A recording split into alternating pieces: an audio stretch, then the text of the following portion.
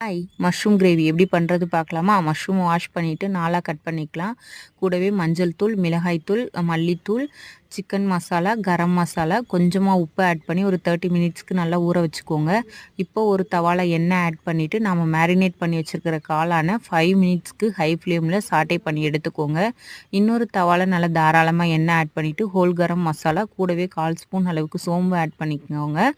சோம்பு நல்லா பொரிஞ்சதும் 3 பெரிய வெங்காயத்தை கட் பண்ணி ஆட் பண்ணியிருக்கேன். கூடவே ஒரு கொத்து கருவேப்பிலை, வெங்காயம் வதங்குற அளவுக்கு உப்பு, 1 ஸ்பூன் அளவுக்கு இஞ்சி பூண்டு பேஸ்ட்டு, 2 தக்காளி கூட 4 கேஷ்யூ சேர்த்து அரைச்சி ஆட் பண்ணிக்கோங்க. வெங்காயம் தக்காளி பச்சை வாசனை போனதும் 1/2 ஸ்பூன் அளவுக்கு சிக்கன் மசாலா ஆட் பண்ணிவிட்டு நாம் சாட்டே பண்ணி வச்சுருக்கிற காளான வெங்காயம் தக்காளி பேஸ்ட்டு கூட ஆட் பண்ணிக்கலாம்.